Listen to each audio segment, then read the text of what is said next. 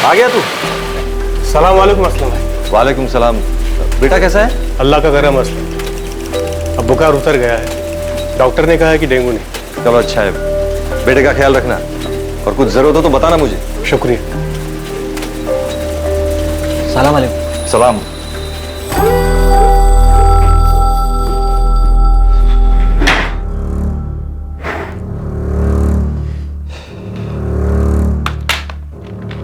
मालिक 2 मिनट के लिए मिल सकता हूँ आपसे?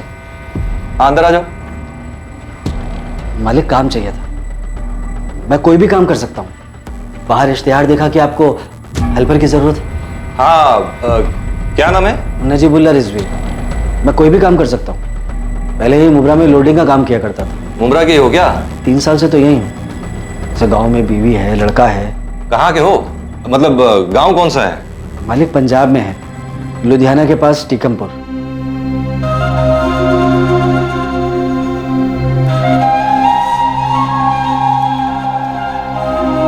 टीकमपुर लुधियाना से 38 किलोमीटर दूर, जहां मोइन बाबा की दरगाह है।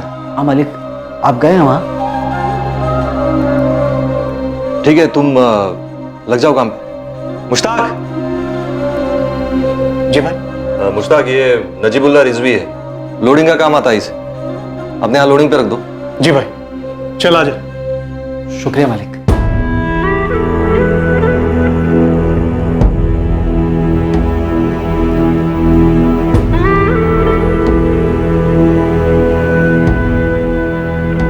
मालिक पंजाब में है, लुधियाना के पास टीकमपुर।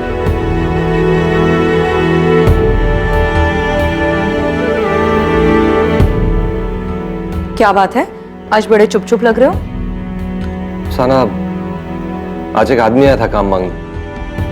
नजीबुल्ला रिजवी, टीकमपुर से।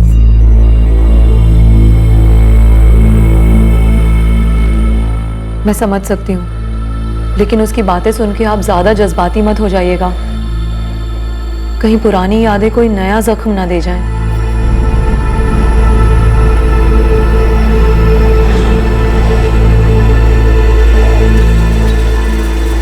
सलाम वालेकुम भाई।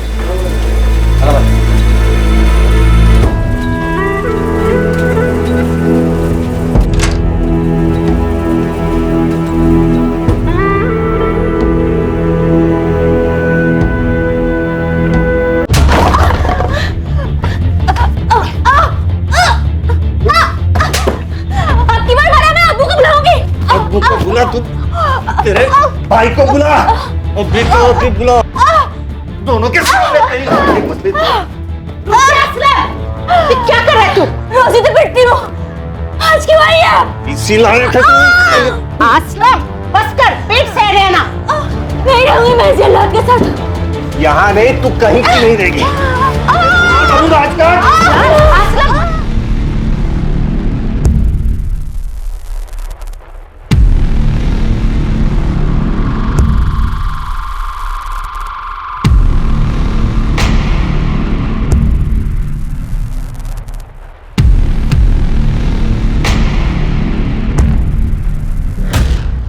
दो चाय और 1 प्लेट खारी बिस्किट। और कुछ लोगे? नहीं मालिक, बस। नजीब बुला सकता हूँ ना तुम्हें? हाँ मालिक, मुझे तो सभी इसी नाम से बुलाते हैं। तुम टीकमपुर से ही हो ना? हाँ मालिक, मेरा तो सारा बचपन टीकमपुर में ही गुजरा है। मालिक, मुझे ऐसा लगता है कि आप टीकमपुर गए हैं कब। क्या हुआ मालिक?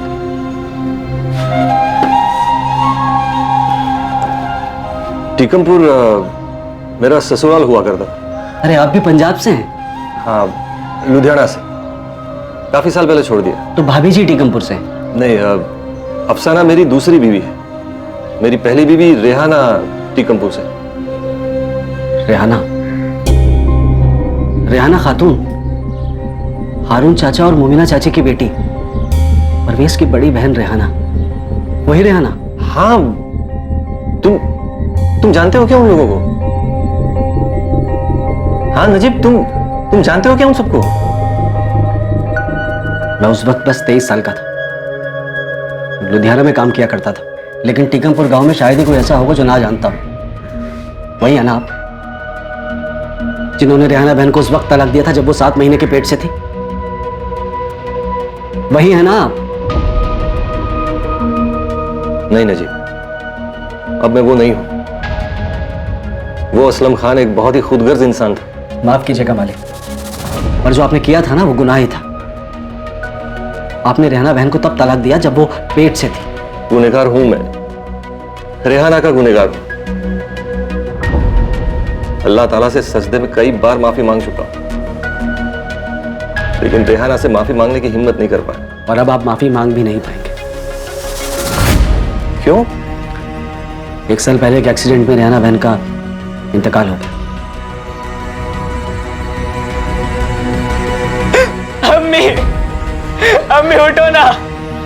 अम्मी, अम्मी, अम्मी उठो ना। अम्मी, अम्मी, अम्मी, अम्मी उठो ना। अम्मी, अम्मी, अम्मी, अम्मी उठो ना। अम्मी, अम्मी उठो ना। अम्मी, अम्मी। ऐसे कैसे छोड़ दिया आपने रेहाना बहन को मालिक? गुनाह हो गया नजीब। अब मैं वो असलम खान नहीं हूं जो 17 साल पहले था। बहुत कुछ बदल गया है। आप मालिक हैं, मैं समझ सकता हूं, लेकिन आप मुझसे क्या चाहते हैं? उस वक्त मैंने सोचा ही नहीं था कि रेहाना पेट से है। बेटा हुआ था रेहाना बहन को। आपके ना होने के बावजूद भी मिठाइयां बांटी थी सारे मोहल्ले में। बेटा? लड़का हुआ था? उस लड़के के बारे में जानना चाहते हैं मुझसे? हाँ नजीब, जी अफसाना के साथ निकाह करके बहुत खुश हूं मैं। रेहाना के साथ था तब हमेशा झगड़ा ही होता था। लुधियाना छोड़ दिया था मैंने, फिर मुझे अफसाना मिली। हम बहुत खुश हैं, लेकिन ऊपर वाले का खेल देख नजीब, अफसाना कभी मां नहीं बन सकी। मैंने भी सोच लिया था कि मैं कभी बाप नहीं बन पाऊंगा, लेकिन नजीब वो रेहाना का लड़का शोएब, शोएब नाम है उसका।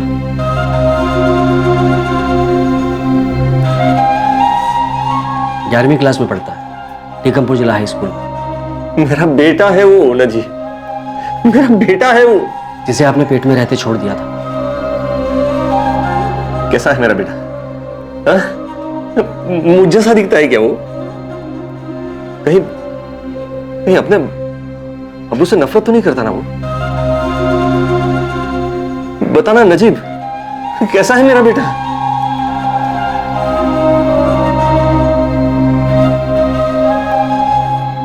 अब क्या हुआ असलम? कुछ कहना चाहते हो? अफसाना, लगता है खुदा ने हमारे लिए पैगाम भेजा है। ये क्या बहकी बहकी बातें कर रहे हो तुम? नहीं अफसाना, देखो ना, यूं ही नजीब का हमारे पास काम मांगने आना, वो भी टीकमपुर से। उसने बताया रेहाना अब नहीं रही। अल्लाह उसे जन्नत बख्शे, लेकिन इसमें पैगाम क्या है? अफसाना, मेरा एक बेटा है शोएब। रेहाना से मुझे लड़का हुआ था, 11वीं में पढ़ता है। अफसाना सोचो, खुदा ने हमें बच्चा क्यों नहीं दिया? शायद वो जगह शोएब के लिए सलामत रखी और इसीलिए नजीब को हमारे पास भेजा। अफसाना, शोएब मेरा बेटा है, हमारा वारिस।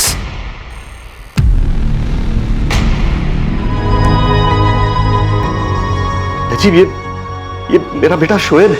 हाँ,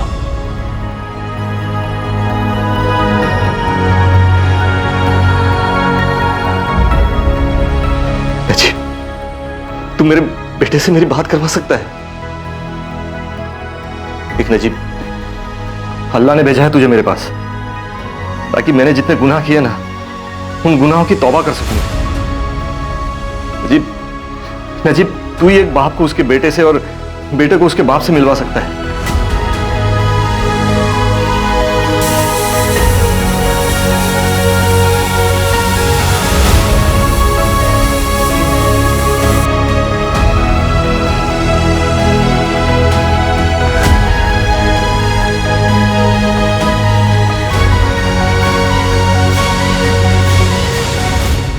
16 साल पहले साल 2002 में ही असलम खान अपनी पहली बीवी रेहाना को छोड़ चुका था। रेहाना को बेटा होने के बारे में उसे कोई खबर नहीं थी। साल 2018 में इत्तेफाक से असलम को रेहाना के दुनिया छोड़कर जाने के बारे में पता चलता है और इस बात की भी खबर होती है कि रेहाना से उसका एक बेटा भी है जिसका नाम है शोएब खान।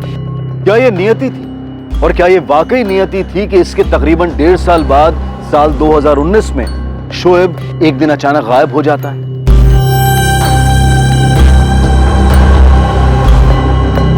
साहब पूरे गांव में ढूंढ चुके हैं हम लोग। कल रोज की तरह अपनी साइकिल पर स्कूल के लिए निकला था शोएब, पर दोपहर तक लौटा ही नहीं। इसलिए कल रात को आकर हम लोगों ने कंप्लेंट लिखवाई थी साहब। अब तो 24 घंटे के ऊपर हो गए, शोएब का कुछ पता नहीं चल रहा। परवेज, हारून जी, हम लोग ढूंढ रहे हैं शोएब को।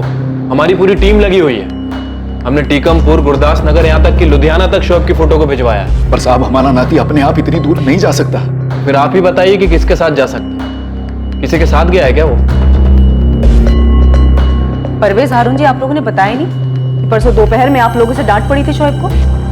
और परवेज, तुम्हारी वाइफ नुसरत ने तो उसे थप्पड़ भी मारा था। तुम्हारी पड़ोसी आयशा से पता चलाई। उनका ना झगड़ा हुआ था किसी बात को लेकर मैडम। शोएब परसों दोपहर को बहुत चिल्लाता हुआ गुस्से में घर से निकला था। नहीं रहना है मुझे यहाँ। मैं अपना ठिकाना खुद ढूंढ लूंगा। शोएब रुक, शोएब रुक, रुक बेटा, घर चल। नहीं, मेरी बात मैं नहीं रुकूंगा। अरे मुझे नहीं रहना आप लोगों के साथ।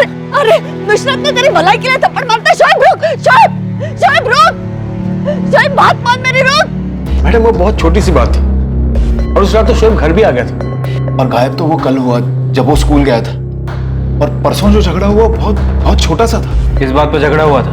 शोएब को थप्पड़ मारा था तुम्हारी वाइफ नुसरत ने। परवेज, ये बात तुम्हारी अम्मी ने तुम्हें बताई? क्या आयशा कुछ भी उल्टा सीधा बता रही है? मोमिना खाला, मैंने जो देखा था वही बता रही थी। नुसरत ने शोएब को थप्पड़ मारा था ना।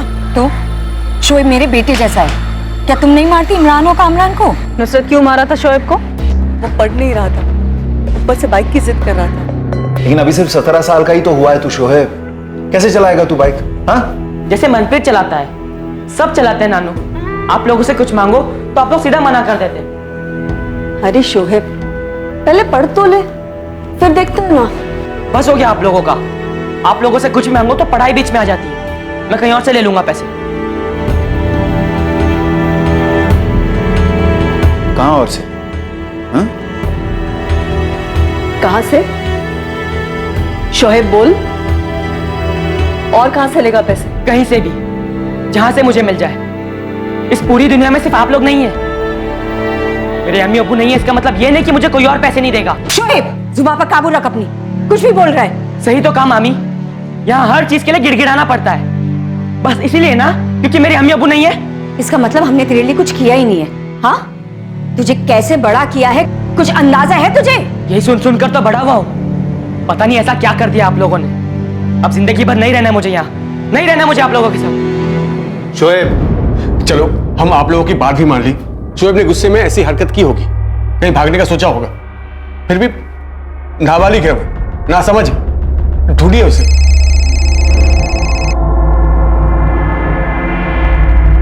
हाँ बलदेव, बोलो। मैडम, यहाँ गांव के बाहर जंगल के पास वाले सूखे कुएं के करीब एक साइकिल मिली है हमें। लगता है कि ये शोएब की साइकिल हो सकती है, क्योंकि उसके घर वालों ने ऐसे ही साइकिल के बारे में जिक्र किया है।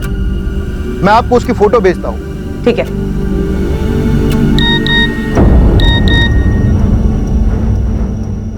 शोएब की साइकिल ऐसी थी? हाँ, ये शोएब की साइकिल है। कहाँ मिली? और शोएब, शोएब कहाँ है?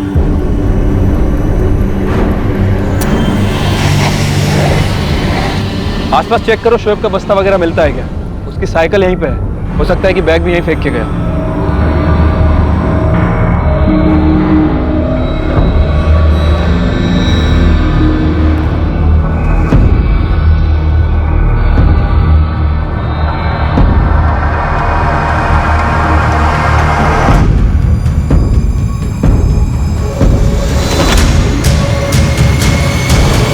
सर, शोएब के स्कूल में उसके दोस्तों से पता किया था। उन सभी का कहना है कल स्कूल में शोएब नॉर्मल लग रहा था। किसी से कुछ भागने वागने के बारे में बात की थी? नहीं सर, उसके स्कूल के दोस्त यही कह रहे थे, वो रोज की तरह घर के लिए निकला था।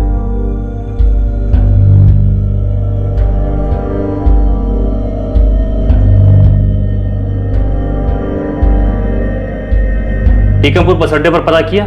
जी सर, शेयरिंग रिक्शा वाले, टैक्सी वाले सबको फोटो दिखाकर पूछा, पर किसी ने लड़के को नहीं देखा।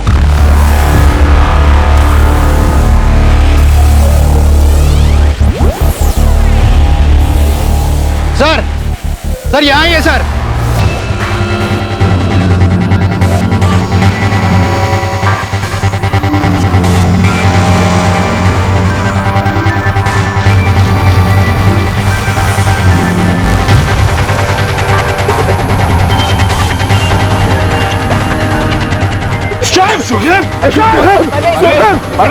परवेज उसकी सांसें नहीं चल रही है। नहीं, क्या बात कर रहे हो? मुझे देखना है।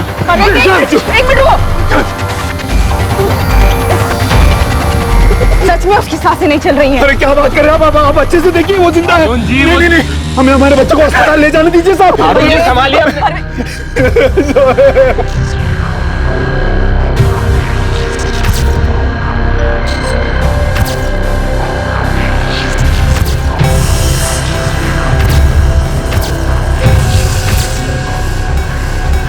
जंगल के पास वाले खंडहर में शोएब की लाश मिली है।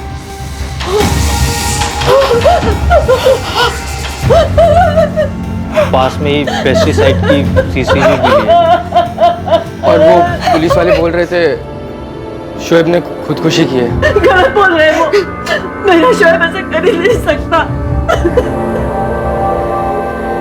ये क्या बोल रहे हैं आप लोग? ऐसे कैसे आप लोगों को खुदकुशी लग रही है? परवेज पक्का नहीं बोल रहा है, लेकिन देखने में ऐसा ही लग रहा है। खुदकुशी? मेरा शोएब। देखिए, बॉडी के पास पेस्टिसाइड की शीशी मिली है, मुंह से झाग निकल रहा है। अभी उसे पोस्टमार्टम के लिए ले जा रहे हैं, बाकी सच क्या है वो रिपोर्ट आने के बाद पता चलेगा।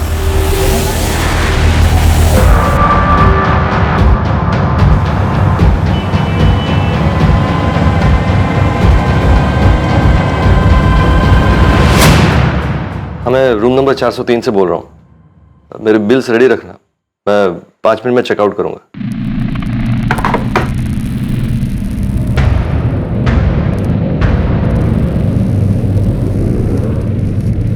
मुझे लगता है शोएब की मामी ने ना शोएब को कुछ ज्यादा ही बोल दिया था। इमरान, क्या सच में शोएब ने वो पेस्टिसाइड पी लिया क्या? पता नहीं अम्मी, लेकिन पुलिस वाले तो ऐसा ही बोल रहे थे। कुछ दिनों से शोएब कुछ परेशान सा भी लग रहा था। तुझे कुछ बताया उसने? कुछ कहा तो नहीं अम्मी, लेकिन दिख रहा था कि परेशान है वो। बेचारे बच्चे का नसीब भी क्या था। बाप ने कभी मुंह नहीं देखा, माँ ऐसे ही चली गई, और अब बेचारा शोएब खुद भी। ये नहीं हो सकता, खुदकुशी नहीं कर सकता मेरा नाती। वो ऐसा लड़का था ही नहीं, ये सच नहीं है। उम्मीद जी, सच तो आप लोगों ने भी नहीं बताया। अगर मैंने आपकी पड़ोसन आयशा से बात नहीं की होती तो हमें पता ही नहीं चलता कि आप लोगों के बीच में झगड़ा हुआ था। पर वो ऐसा झगड़ा था ही नहीं जिसकी वजह से इतना सब कुछ हो सकता है। लेकिन कुछ तो जरूर हुआ था, वरना 17 साल का लड़का इस तरह स्कूल से निकलने के बाद सुनसान जगह जाके खुदकुशी नहीं करता। मुझे यकीन है किसी ने हमारे बच्चे के जरिए हमसे दुश्मनी निकाली। कैसी दुश्मनी अरुण जी? और फिर आपका दुश्मन है कौन? देखिए, शोएब की बॉडी के पास हमें पेस्टिसाइड की शीशी मिली है, उसके मुंह से झाग निकल रहा था, और 2 दिन पहले आप लोगों का झगड़ा हुआ है। जो कुछ हुआ है आप लोगों के घर में हुआ है, साफ साफ दिख रहा है। मैंने ऐसा कुछ नहीं कहा था शोएब को। मैंने उसे थप्पड़ मारा क्योंकि उसने अम्मी अब्बू के साथ बदतमीजी की। तो वाजिब नहीं था। दोजख में भी जगह नहीं मिलेगी नुसरत, झूठ मत बोल। मैं झूठ क्यों बोलूंगी परवेज? और मैं अपने शोएब के साथ कुछ बुरा क्यों करूंगी? मैंने उसे अपने बेटे की तरह पाला है। तुम्हारे कहने पे शोएब के लिए मैंने खुद का बच्चा पैदा करने का सपने को कुर्बान कर दिया था, ताकि गलती से भी हम शोएब और अपने बच्चे में कभी कोई फर्क ना कर बैठे। आज सबसे ज्यादा दुख में मैं हूँ। मुझसे पूछा जा रहा है कि मैंने ऐसा क्या कहा कि उसने इतना बड़ा कदम उठा लिया। मौका वारदात को देखकर लग रहा था कि ये आत्महत्या है, लेकिन शोएब के नाना हारून जानते थे ये सच नहीं हो सकता था। उन्हें एहसास था कि ये हत्या थी। खुदकुशी का सवाल ही नहीं, मतलब मर्डर है। बिल्कुल। ये निशान देख रहे हैं, मौत गला दबाने की वजह से ही हुई।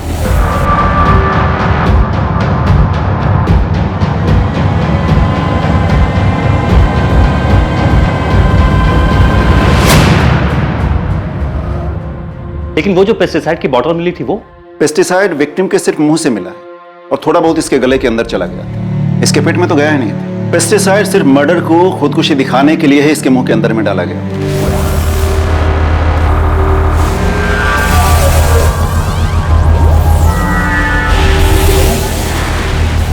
विक्टिम के नाखून को देखकर यह पता चलता है कि जिस समय इसका गला दबाया जा रहा होगा उसने काफी स्ट्रगल किया होगा, पर यह खुद को बचा नहीं पाया। जाहिर है कि मर्डरर शोएब से ज्यादा ताकतवर रहा होगा।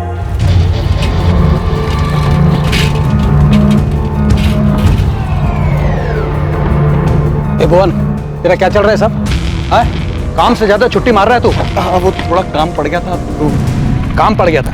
मैं तो यहाँ दुकान में बैठकर टाइम पास करता हूँ ना। देख भुवन, आज के बाद अगर तू लेट आया या बीच में कहीं भी गायब हुआ ना तो घंटे के हिसाब से तेरे पैसे काटूंगा, समझा? वो भुवन कुमार, उसी ने मेरे शोएब को मारा। उसी का नाम क्यों लिया आपने? आपकी कोई दुश्मनी है उससे या फिर शोएब की कोई लड़ाई हुई थी? जब आपने पेस्टिसाइड की बात की तभी मुझे लगा कि यह काम भुवन का ही होगा। क्यों? उसने सुखविंदर जी का पूरा खेत बर्बाद किया। इतना पेस्टिसाइड डाला कि सारी फसल मर गई।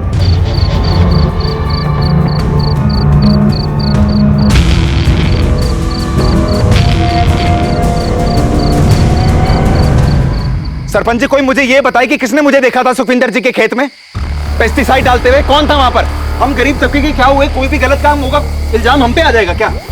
गुरमीत जी, इस भुवन इसके परिवार का गांव निकाला करो या इसके पूरे परिवार के खिलाफ पुलिस में हम रिपोर्ट लिखाएंगे। तो लिखवाइए ना रपट, डरते हम लोग, हम बोल देंगे ये इनका परवेज भाई और अरुण चाचा का किया हुआ है आपके साथ मिलकर, अब हम पे थोप रहे हैं आप। देखिए सरपंच जी, क्या बकवास कर रही है भुवन। इसने गुस्सा निकाला सुखविंदर जी पे क्योंकि इसने हिमाकत की इनकी लड़की पर।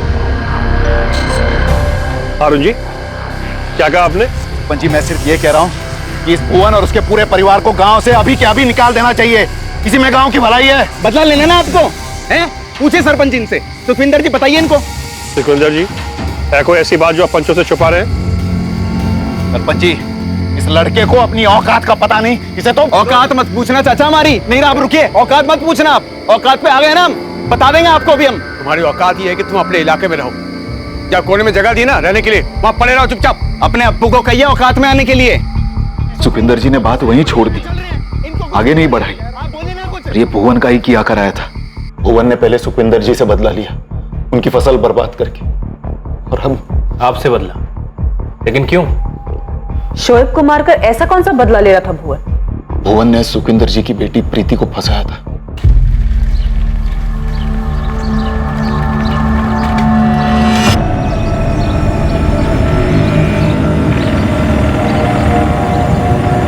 ये सब क्या हो रहा है प्रीति?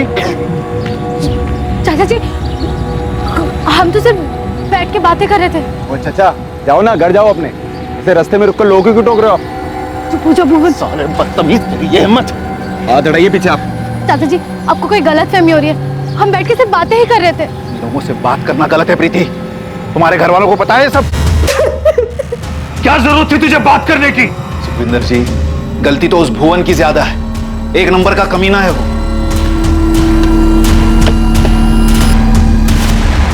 आ गया तू? सुखविंदर जी ने भुवन की खूब पिटाई की और अपनी बेटी से दूर रहने की हिदायत भी दी। शोएब खान की आत्महत्या का केस अब मर्डर केस में बदल चुका था और अब मामले में पहला सस्पेक्ट और पहला एंगल सामने था। भुवन कुमार को पूछताछ के लिए हिरासत में लिया गया क्योंकि शोएब के नाना ने भुवन पर शक जाहिर किया था। मुझे तो फैमिली के अंदर ही कुछ गड़बड़ लग रही है। पहले उन्होंने शोएब के झगड़े के बारे में हमें कुछ नहीं बताया और अब ये भुवन वाली स्टोरी अचानक से सामने रख दी। और शोएब की माँ का 2 साल पहले एक्सीडेंट में डेथ हुआ था। जी सर, और फादर का कुछ पता नहीं है। जितना पता लगा है वो ये है कि शोएब की माँ रेहाना, उसका भाई परवेज और परवेज की वाइफ नुसरत, इन दोनों ने मिलकर शोएब का बचपन से ध्यान रखा है। और इनकी अपनी कोई औलाद नहीं थी? नहीं सर। ठीक है, तुम विक्टिम की फैमिली के अंदर पता करो।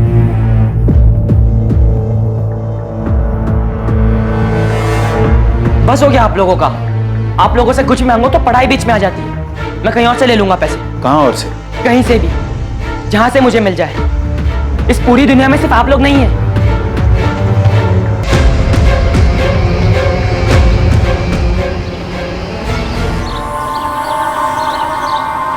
अमनदीप, मैंने सुना है कि शोएब की लाश अब तक घर नहीं आई है। आरती, मुझे देखना है उसे। तेरा जाना ठीक नहीं होगा अमनदीप। लोग पूछेंगे कि तू क्यों गई वहाँ। आरती, मुझे बहुत बुरा लग रहा है। पुलिस को बता दूं? तू सोचना भी मत अमनदीप, तेरे घर वालों को पता चला तो तू गई काम से। मनप्रीत आया था आज स्कूल? हाँ, मेरी बात हुई थी उससे। आरती, आज अमनदीप नहीं आई? नहीं, उसकी तबीयत खराब है शायद। क्या हुआ उसकी तबीयत को? उसे बुखार है शायद।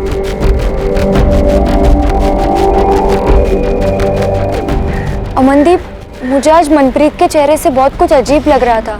कहीं मनप्रीत ने तो कुछ नहीं किया? चल, आज तो पता चल ही जाएगा कि अमनदीप किसकी है।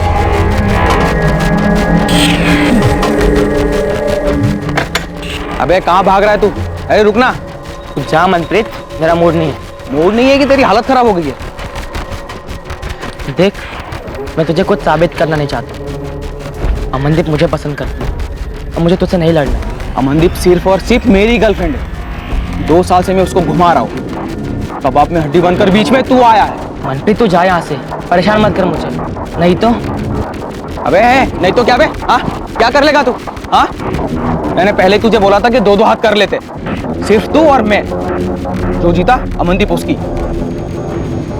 अबे डरपोक की तरह भाग कहाँ रहा है? रुक ना, रुक रुक रुक। कलेजा है ना तो आजा, आज ही फैसला कर लेते हैं। जो जीता वो अमनदीप का सिकंदर। भुवन कुमार, जिस पर शोएब के नाना हारून बेग ने उंगली उठाई थी, वो पुलिस कस्टडी में था। लेकिन शोएब, अमनदीप और मनप्रीत का लव ट्रायंगल अभी पुलिस इन्वेस्टिगेशन से कोसों दूर था।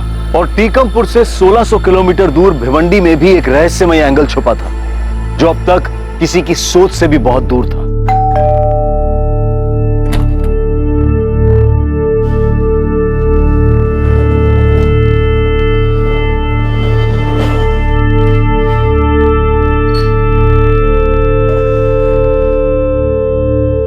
मिला शोएब? मिले आप उससे? क्या हुआ असलम, आप शोएब से मिले? वो आया ही नहीं अफसाना। मैंने 2 दिन इंतजार किया वहां, लेकिन शोएब आया ही नहीं। उसके नाना नानी को तो पता नहीं चल गया?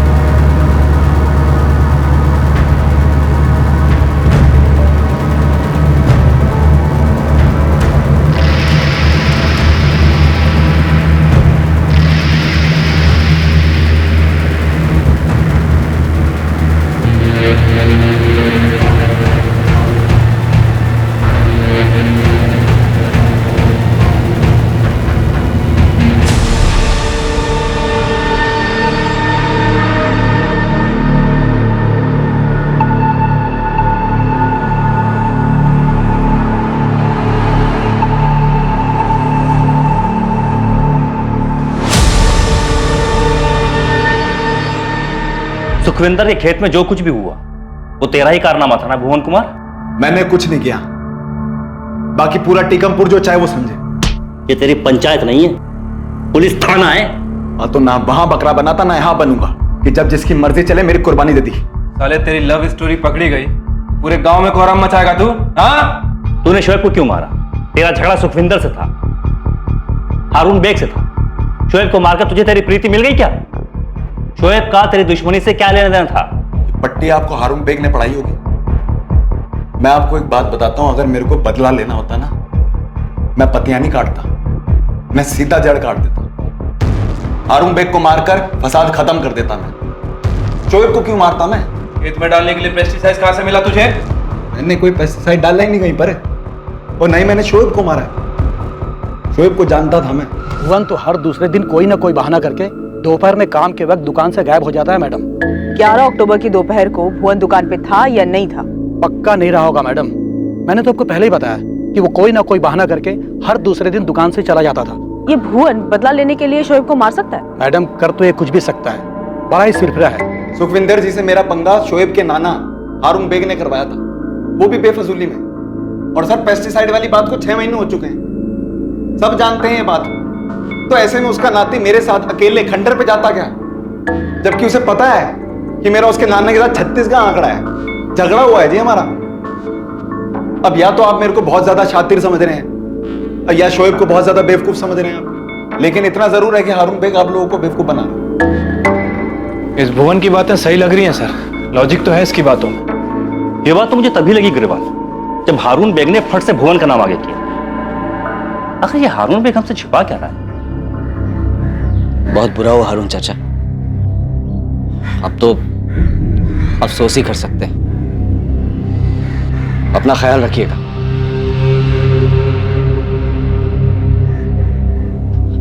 जफर, चलो बेटा।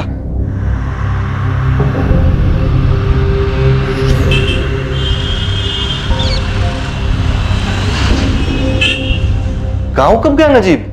परसों रात को बोल रहा था कुछ अर्जेंट है गांव में। अब वो फोन भी नहीं उठा रहा है।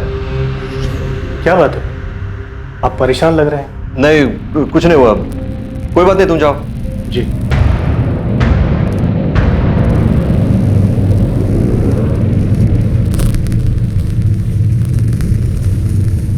The number you have called is currently not reachable. Sir Bhuvan का इस कांड में कोई हाथ नहीं है, ये बात तो पक्की है। ये तो हमें भी पता है। उस्मान तुझे घर के अंदर झांकने के लिए बोला था ना? मैडम वहीं से पता करके आ रहा हूँ। एक बात तो है जो सबको मन ही मन में पता है कि परवेज और नुसरत ने सोहेब को अपना बेटा माना था, जबकि उसकी माँ थी रेहाना, जो अब गुजर गई। जी सर। नुसरत के मन में खेद भी है कि उसका शौहर परवेज रेहाना का छोटा भाई बचपन से ही सोहेब से इतना लगाव लगा बैठा है कि आज तक उसने अपना बच्चा तक नहीं किया। और उस झगड़े का क्या उस्मान, जो 10 तारीख को शोएब को लेकर घर में हुआ था? बाइक की बात तो उन लोगों ने बताई है, क्या शोएब की और भी कोई जिद थी? सर मैं तो बोलता हूँ आप परवेज और हारून से डायरेक्टली थोड़ी सख्ती से पूछिए।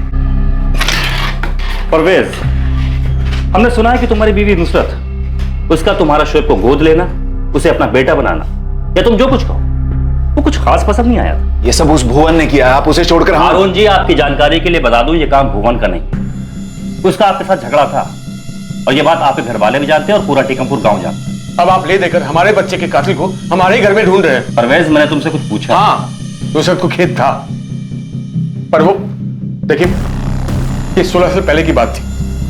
जब हमारा निकाह हुआ था, 1 साल का था शोएब, तब नुसरत गुस्सा थी, पर 16 साल बीत चुके इस बात को सर।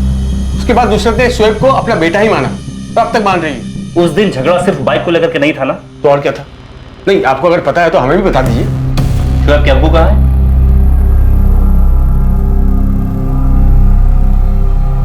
हमें नहीं पता, वो तो रेहाना जब 7 महीने पेट से थी उसे तलाक देकर चला गया, मुड़कर कभी नहीं देखा उसने।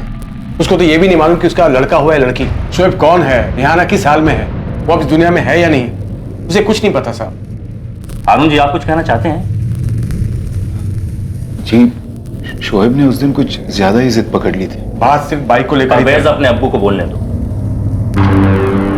बात तो बाइक को लेकर ही थी साहब, लेकिन शोएब ने कुछ ऐसी बात की जो बहुत चुभ गई हमें। मैं कहीं और से पैसे ले आऊंगा, कहीं से भी, जहां से मुझे मिल जाए। सिर्फ आप लोग ही नहीं है मेरे इस दुनिया में।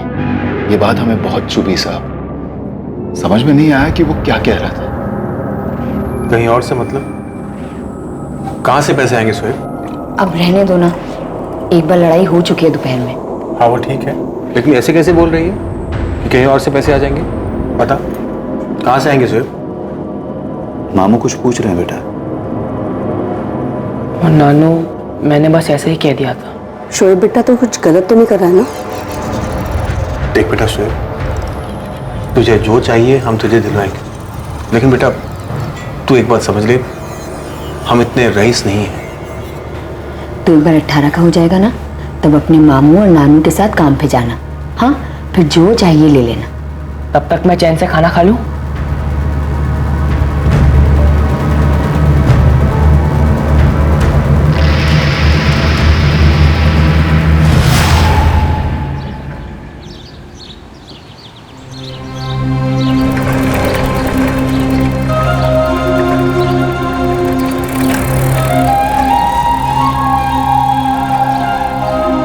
नानू, क्या हुआ? बेटा तेरी बातों से इतना तो लग रहा था कि तू पैसे कहीं और से ला सकता। मेरे अब्बू होते ना तो कुछ मांगने पर 4 बातें नहीं सुनाते और थप्पड़ नहीं मारते, पर क्या करूं, अब्बू नहीं है ना। शोएब के अब्बू कहाँ हैं? हमें कोई खबर नहीं साहब। वो तो मेरी बहन को 17 साल पहले तलाक देकर लुधियाना से जा चुका था। इतने सालों में ना तो उसकी कोई खबर है ना उसे कभी मैंने देखा। आप लोग अभी भी पूरी बात नहीं बता रहे कि शोएब अपने अब्बू से मिला था। आप खुद ही सोचिए साहब, कैसे मिलता वो? जब हमें ही नहीं पता कि उसका अब्बू असलम कहाँ है तो उसे कैसे पता चलता? कैसे मिलता शोएब अपने अब्बू से जिसे उसने आज तक कभी नहीं देखा? लुधियाना में खबरों से पता करो। ये असलम खान शोएब का बाप था। इस असलम खान के बारे में जितनी भी इंफॉर्मेशन निकलवा सकते हो निकलवाओ। ये शोएब फैमिली में किसी न किसी के तो गले की हड्डी बन गया था। सर क्या आपको लगता है कि शोएब के अब्बा यहाँ टीकमपुर में आए थे? क्योंकि उनका तो कहीं जिक्र ही नहीं है। तो पता करके देखो कि एक 17 साल के लड़के के अचानक से तेवर कैसे बदल गए। बोला कहीं से भी ला सकता है पैसा। देखो तो क्या आखिर कहां से आया था इतना भरोसा। अरे नजीब सुन। हाँ मुश्ताक भाई। तेरा फोन बंद क्यों है? मुश्ताक भाई वो गांव में कुछ काम था, उसमें बिजी था। असलम भाई से मिल ले, मिलना चाहते हैं तुझे। तुम कहाँ थे नजीब? और शोएब कैसा है? ये आप मुझसे पूछ रहे हैं मालिक? ऐसे क्यों बोल रहे हो नजीब? क्या बात है? क्या किया आपने मालिक? उस बच्चे के साथ क्या किया आपने? मैंने क्या किया? ऐसे क्यों बोल रहे हो तुम नजीब?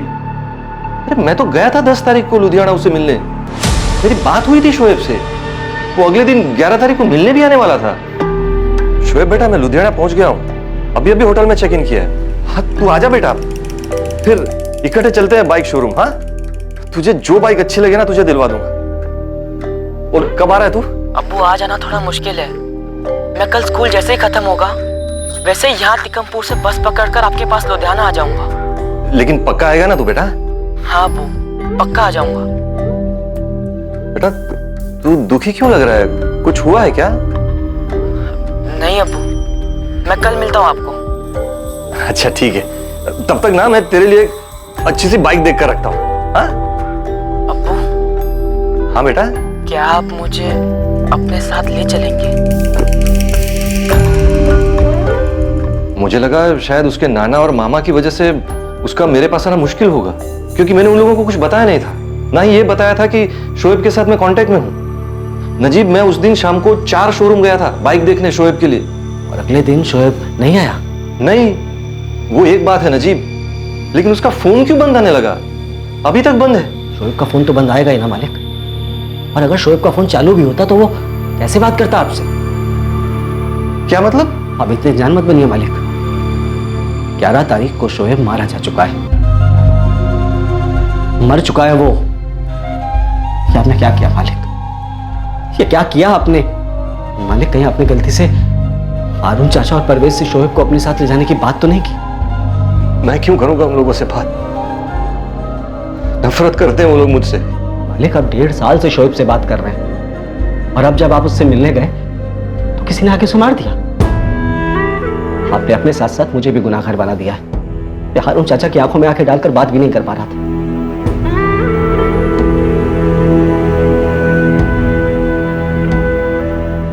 क्या हुआ? शोएब अभी फोन नहीं उठा रहा है क्या? अफसाना शोएब को किसी ने मार दिया। अफसाना शोएब से मेरी बात हुई थी। वो लुधियाना मिलने आने वाला था मुझे 11 तारीख को। मैं उसे बाइक दिलाने वाला था, लेकिन उसी दिन किसी ने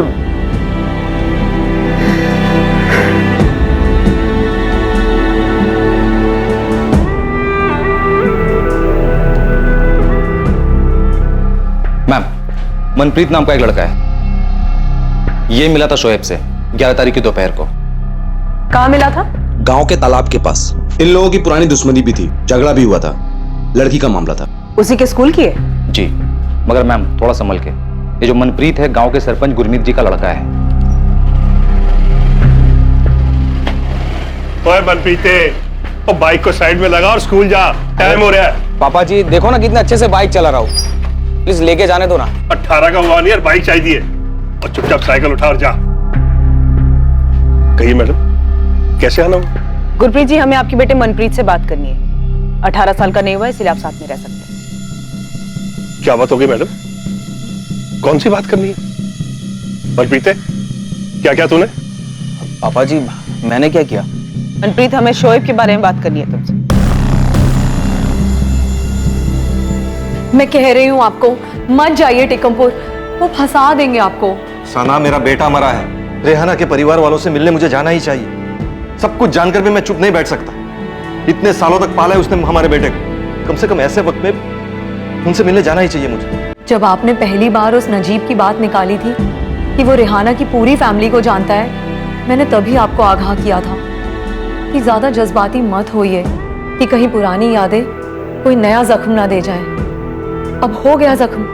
सना, तुम जिसे जख्म कह रहे हो मेरा बेटा था और जख्म मैंने दिए है उसे। मुझे टिकमपुर जाना ही चाहिए।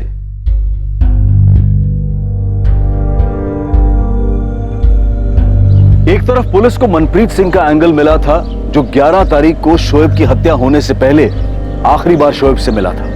दूसरी तरफ शोएब के अब्बू असलम अपनी पहली बीवी रेहाना के परिवार से मिलने टीकमपुर आ रहे थे। अब इस मामले में जल्द ही एक बेहद चौंकाने वाली बात सामने आने वाली थी।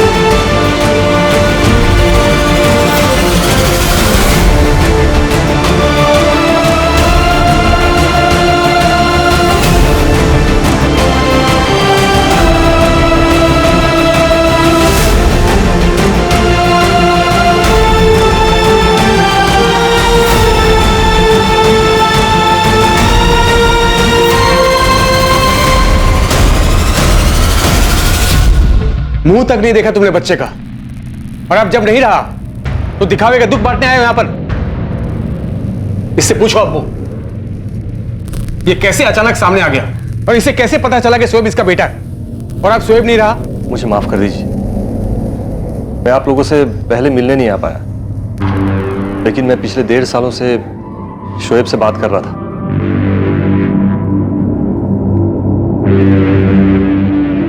मैं कहीं और से पैसे ले आऊंगा, कहीं से भी, जहां से मुझे मिल जाए।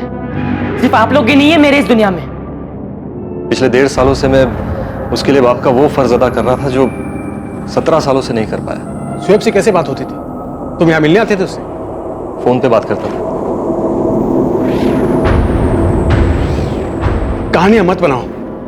शोएब के पास कोई फोन नहीं था। उसके पास था फोन। वो यहाँ रहने वाला वो नजीब, उसने मुझे नंबर दिया था उसका। शोएब से बात करवाई थी मेरी उसने। हमने उसे कभी फोन नहीं दिलवाया, और वो सिर्फ 17 साल का था। खुद के नाम पे कैसे सिम कार्ड ले सकता वो? सर, नजीब का फोन तो बंद आ रहा है। मैं मेरे वर्कर मुश्ताक से बात करता हूँ। असलम भाई, वो नजीब तो कल लंच के बाद ही निकल गया था और आज काम पे नहीं आया। मैं सुबह से उसको फोन लगा रहा हूँ, लेकिन उसका फोन बंद आ रहा है। सर, नजीब का फोन बंद आ रहा है, लेकिन सर नजीब ने मुझे शोएब का नंबर दिया था जो 11 तारीख के बाद बंद आ रहा है। वो नंबर है मेरे पास। अरे ऐसे कैसे हो सकता है? शोएब के पास कोई फोन नहीं था। नहीं सर, मैं शोएब से बात कर रहा था फोन पे। मेरे पास उसके फोटोज भी हैं, उसके दोस्तों के फोटोज भी भेजे मुझे उसने। सर, उसकी गर्लफ्रेंड थी, उसकी गर्लफ्रेंड के साथ वाले फोटोज भी भेजे मुझे उसने। इस असलम का कोई भरोसा नहीं है साहब, बहुत बड़ा आदमी है। जब मेरी बहन पेट से थी तब भी उसे मारता था। इसी ने कुछ किया है साहब। लेकिन परवेज असलम तो कह रहा था कि वो पिछले 1.5 साल से शोएब से बातें कर रहा था। झूठ बोल रहा है साहब वो। शोएब अपने अब्बू से कभी बात नहीं करेगा, खासकर बिना हमें बताए तो कभी नहीं। और ये कह रहा है कि शोएब को पैसे भेजता था। असलम झूठा है साहब। क्या असलम की अपने बेटे शोएब की हत्या में कोई भूमिका थी, या फिर शोएब की हत्या अमनदीप के लिए मनप्रीत के साथ चल रही रंजिश का नतीजा था? शोएब की हत्या नियति नहीं, बल्कि इसे काफी पहले से प्लान किया जा रहा था। यह हत्या महज लालच का नतीजा था। लेकिन नजीबुल्लाह रिजवी का शोएब के अब्बू असलम खान से मिलना क्या वाकई नियति का खेल था? 17 साल के शोएब की हत्या किसने और किस मकसद से की थी? उसके अब्बू असलम खान निश्चित तौर पर इस मामले से जुड़े हुए थे, लेकिन इसकी कड़ी क्या थी? क्या यह हत्या सिर्फ इसलिए हुई थी क्योंकि एक बेटे ने अपने पिता को ढूंढा था, या फिर इसलिए क्योंकि 17 साल के बाद एक पिता ने अपने बेटे को ढूंढा था। यह अपराध रोंगटे खड़े कर देने वाला था, लेकिन इसका मकसद और इसकी योजना अविश्वसनीय और चौंका देने वाली थी। इस केस का खुलासा हम करेंगे कल रात 10:30 बजे इसके दूसरे और आखिरी भाग में। जय हिंद।